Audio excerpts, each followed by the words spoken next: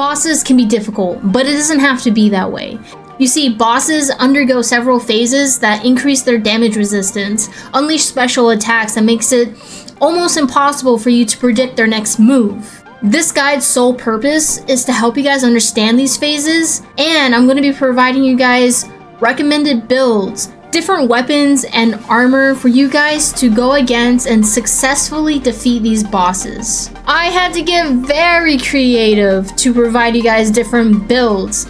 I know that I play differently from everybody else and everyone plays differently from me, so I wanted to give you guys different builds to hopefully fit your playstyle. If you guys have not seen my previous guide, the weapons and armor guide walkthrough, I highly recommend that you do. You see, I take you through the beginning of the game and go through all of the labs and their bosses, and I recommend different weapons and armor that I have used and recommend for you to do that. So, if you guys end up finding this helpful in any way, please leave it a like, it really helps out a lot. And if you want to see more guides such as this one, go ahead and subscribe, I would highly appreciate it. Woo! This was a very long intro, but it was important for me to let you guys know what to expect from this guide. Anyways, again, if you guys find this helpful, leave it a like. Other than that, let's go ahead and get started. The Mant. Now, the Mant is going to be a boss that's located in the Undershed Lab, or Windows Lab. It is weak against fresh, slashing, and stabbing. This will be the first build that I try out. So we have the Toenail Scimitar, fresh. The Fire Ant Shield. One thing that I have noticed is that it does not say that the Mant is resistant to corrosion.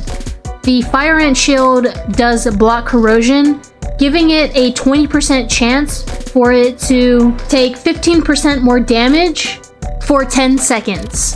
The Toenail Scimitar has infection. Now, you can use the Toenail Scimitar, you can use the Rusty Spear, both have infection. Now for the armor. We have the gas mask, which is explosive resistant. This will decrease the amount of damage dealt by explosives, which is what the Mant does. We have the roly-poly breastplate. The roly-poly breastplate has block stun, it's heavy armor, and block strength.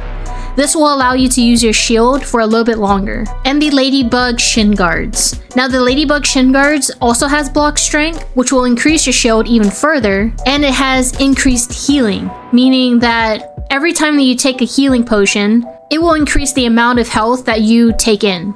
So the Mant has 3 phases. The Mant will undergo 3 attacks, and it will have 25% damage resistance. In phase 2, when it reaches 75% health, it will do explosions such as the bomb that he just threw, and it'll increase his damage resist by 50%. There we go, they got that block stun. And then once we get down to phase 3, where he is less than 50% of his health, he will summon a Fire Ant and a Soldier Ant. He also unleashes an attack called a Web Sling, where if he hits you, he will bring you towards it and he will actually slow down your attacks. So that block stun is really coming in handy right now. In this phase, he will be 70% damage resistant. And just like that, he's done. So for the Mant, of course, we end up going with the Fire Ant Shield and the Toenail Scimitar. You can use the Rusty Spear, like I said, because it also does infection as well. However, if you so choose, you can also use the Mint Mace. So the next build we're going to use is the Fire Ant Armor. This also includes corrosion. Basically, he should be taking a lot more damage, making this an easier way to get through the boss battle. I switched over to the Scythe. If you guys had defeated the Mantis prior before, he should be relatively easy. He's already at 50%. You can pair the Scythe with Assassin and Apex Predator, allowing him to take bleed damage. His damage resist was up to 70%, and I was able to take care of him no problem. Overall, I definitely recommend that you guys go in using either the Toenail Scimitar or the Mint Mace. Now, the Mint Mace is going to be quite a heavy hitter, so I've definitely used the Mint Mace prior before, and you can get through that fight no problem. One thing that I did forget to mention about why this ant armor is very important to have is that it also does acidic splash. As a set bonus, it gives you the chance to hit with an additional splash of acid when attacking in melee. There isn't a creature that exists that is weak against it, so that's another reason why I recommend the Fire Ant armor overall. It is important for me to mention that I am playing the Make It or Break It public test, So hopefully all of this will still matter, but I am trying to make it as basic as possible. The Broodmother. Now for the Broodmother, I recommend the full set of Ladybug armor. It will give you block strength, yes, but it'll also give you increased healing. We've already covered that. What it does is that it occasionally heals after blocking attacks. So if you're really good at parrying, this could definitely help out a lot. The weapon of choice, especially if you're going to go against the Broodmother earlier in the game, is going to be the Black Ant Sword, as the Broodmother is weak against spicy and slashing. So the Broodmother does have 4 phases. In phase 1, she only has regular hits, very similar to the Orb Weavers. When she enters her second phase, you're gonna see a bunch of spiderlings that will spawn from atop. As you saw there, she actually does this dodge move. If you get hit with that dodge move, it will actually decrease your exhaustion recovery. And her scream lets out, and her scream, which is non-blockable, it will actually give you a debuff for attack damage. And she's gonna scream, and right there it'll pop up for less attack damage. Now she already went ahead and got into her third phase, where she summons Spiderlings and Orb Weaver Juniors. Now they are ignoring me because I do have bugs turned off for the sake of this video. The Ladybug armor is heavy armor, so it will be able to absorb all of that damage, and you shouldn't be able to take in as much damage overall. It is also important to note you do want to have Mithridatism, as when she hits her second phase, she will do poison, as she did right there. Now when she hits her third phase, which she just did right there, and she will summon just Orb Weaver Juniors, and her damage resistance will increase. As you can see, I'm not dealing all that much damage overall. It's a patience game. Her attacks does get a little bit faster, but you shouldn't have to worry about that.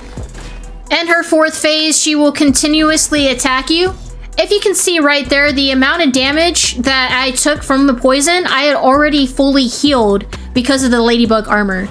So it should go ahead and counteract the amount of damage that's being dealt to you from the poison itself. And there she goes. There are 2 mutations that I definitely recommend that you have. Is Spicy Safety up to phase 2 and Mithridatism up to phase 3. So that you can counteract the poison, and Spicy Safety actually has smashing and stabbing resist. Now the Broodmother actually does a stabbing attack. So up to phase 2, it actually does, if you're in phase 2 of Spicy Safety, it actually does 50% less damage for her stabbing attacks. My absolute favorite build and my go-to build that I always use is the Mask of the Mother Demon, the Assassin's Chestplate, and the Widow Leggings. That equipped with the Widow Dagger. Now, the Broodmother is resistant to poison, but she's not immune to it. The Widow Dagger, especially in this newest update, will now do venom damage, meaning that you can actually start attacking the Broodmother and deal a lot more, and she's not resistant to it. So with the Mask of the Mother Demon, it will have poison coating and venom coating. The Assassin's Chestplate has Cutman, meaning it will bleed, and crit stun. The Widow Leggings has poison damage and parry poison. So all of that equipped with everything else, this is quite a build, and I feel like with this newest update, it definitely just got OP. Alright, we are pretty much almost at 50% right now, but you can see all that venom taking in place. Don't forget, if you're using any sort of dagger, always have Assassin on. That way, when it takes in the bleed effects, you can also increase the damage as well. Now, I have noticed, especially with this public test, the parry window does seem to be a little off. So just be patient, and there she goes. The Koi armor will also be really good, as it does increase your parry window by 15 milliseconds. Alright, for my ranged people, I did not forget about you. Here we go. So we're gonna have Mask of the Mother Demon, the Roly-Poly Breastplate, the Ladybug Shin Guards. Now, if you don't have the Mask of the Mother Demon yet, you can go ahead and switch it out for the Roly-Poly Helmet. Now, the roly-poly armor is just going to give you the most defense as possible, and the ladybug shin guards is just going to give you that increased healing. But for the weapons, we're going to have our spicy staff, and we're going to have our crossbow with spicy arrows. So let's go ahead and give it a try. Now, when she is descending, you cannot shoot at her. That is no longer a thing. It used to be a thing, but it is no longer a thing. All right, so we're going to start doing ranged attacks.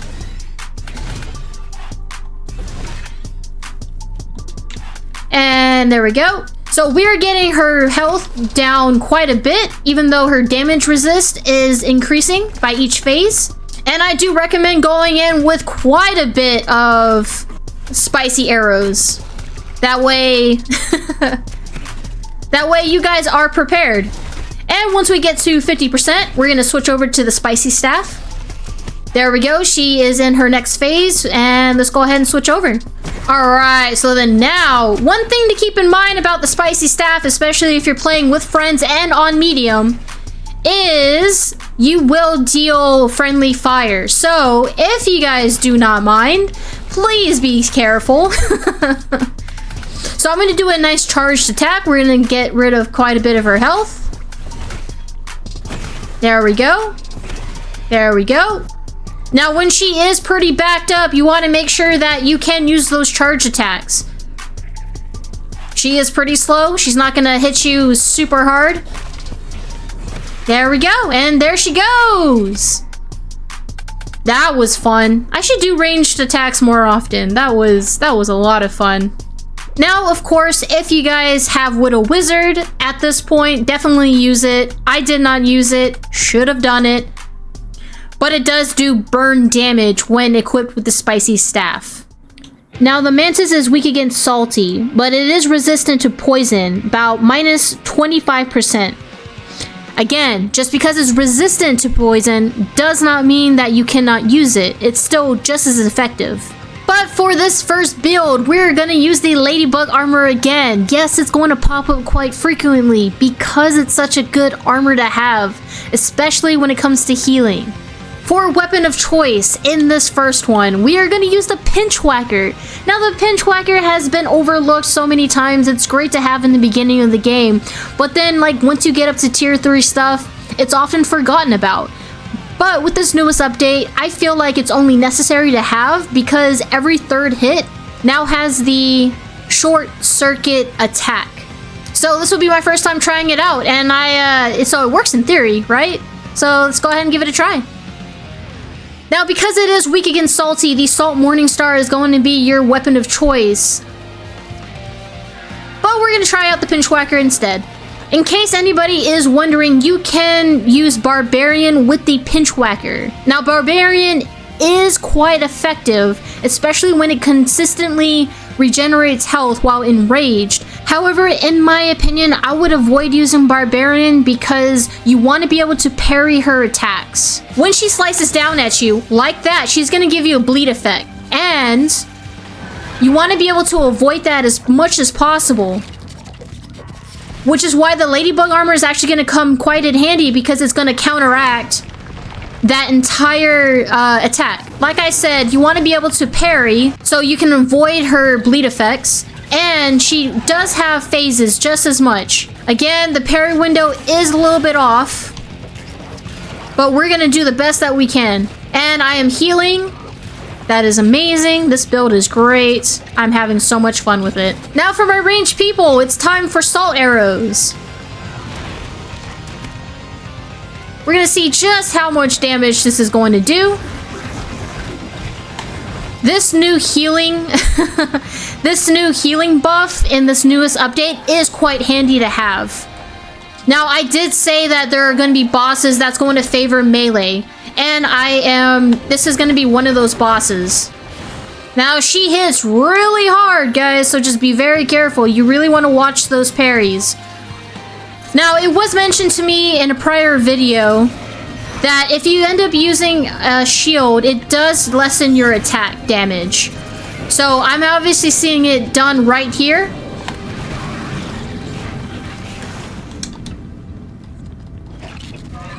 And there she goes. So I was definitely doing a lot less damage with the shield attached. However, again, with the corrosion effect, it does decrease the amount of damage being dealt as well. So, I don't know. You can pick and choose whichever one that you want to use. So, I could see that the Salt Arrows definitely was doing quite a bit of damage, but I wouldn't say it was extremely effective. The Wasp Queen. For the build that I recommend that you guys end up using going against the Wasp Queen is going to be the Moth Armor. Now, the Moth Armor has ranged cut, and if you go the sleek route, it will have jump start. Now, jump start is basically where attacks with bows and staves have a chance of instantly restoring stamina. And the ranged cut would be there's a chance for you to cause bleed effects when using ranged weapons. Now, the Wasp Queen does have 3 phases. In the first phase, her damage resist at 75% health will be at 25%. In this phase, she will summon 1 wasp on mild and medium difficulty. She will summon 3 on woe mode. If you're playing multiplayer, she will also summon 1 additional wasp for each player. In the second phase, between 35 to 75% health, her damage resistance goes up to 62.5%. She will also summon 3 wasps or 2 wasps and a wasp drone, plus an additional wasp for every additional player. In phase 3, when her health reaches below 35%, her damage resistance goes up to a whopping 87.5%. It does not change for mild or medium difficulty of how many wasps and wasp drone that she summons, but on woe mode, she summons either 2 wasps and 1 wasp drone, or 2 wasp drones and 1 wasp, plus an additional wasp for each additional player. She will have a cataclysm of amount of attack patterns, each of them seeming like you cannot predict the next one. I recommend going in with the shield. That way you can block her stinger attacks. When she shoots her stinger, you cannot block this without a shield, causing damage from poison. Now, the next build that I recommend that you guys end up using is going to be the Fire Ant Helmet, the Assassin's Chestplate, the Ladybug Shin Guards. That with the Fire Ant Shield. I recommend that you go in with the shield in this battle alone because you can block her stinger attacks. Equipped with the Widow Dagger. Now, because she is resistant to poison at 75%, again, she is not resistant or immune to venom. So Widow Dagger is going to come in handy with this one.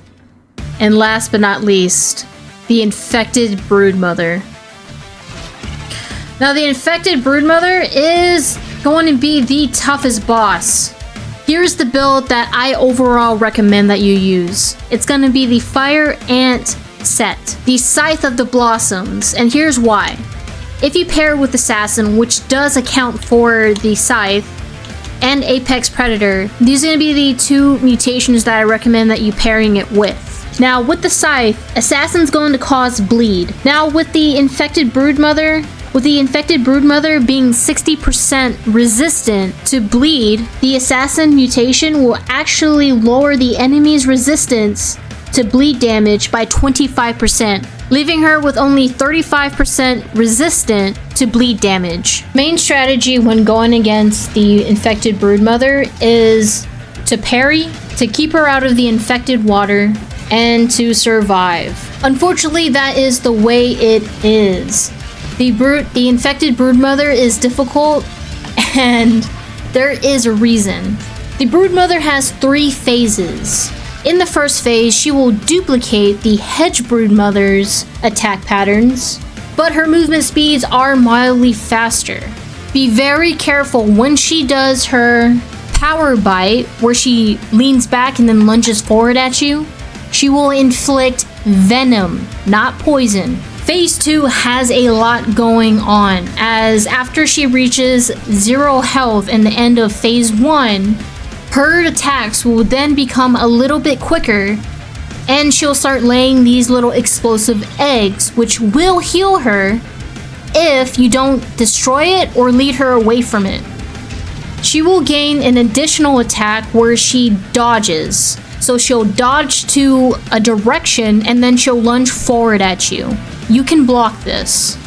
When she screams, it is absolutely vital that you avoid these screams. You need to block them. It does not matter if you cannot perfect parry them. Sure, if you don't perfect parry them, you will get stunned. However, if you get hit by these screams, it will inflict minus attack damage for 30 seconds and minus increased healing for the entire fight if not perfect blocked. After her screams, a rain of bombs will come down at you. Another option for this build is you can use the Toenail Scimitar. Now the Toenail Scimitar is actually going to be a much faster attack. You want to pair it with Blademaster as it will lower the damage enemies deal. It is important to note that explosions heal the infected Broodmother. And if you get hit by these bombs, it will decrease your damage resistance for the entire fight. Additionally, when she jumps back, it will set off a cloud of dust, decreasing your movement speed. And at the end of phase 2, when you completely defeat her for the second time, she will go into phase 3. Phase 3 is intense. Her movements are so fast, it almost makes it hard to predict what she's going to do next, leaving you a very small parry window in between. The first buff is further increasing her healing from explosive damage by another 60%, totaling 120% of damage from explosives converted into healing. I would like to say it is impossible for you to stun her. By the third phase, her stun threshold increases to 500 points. In each phase, her damage resistance does go up by 10%.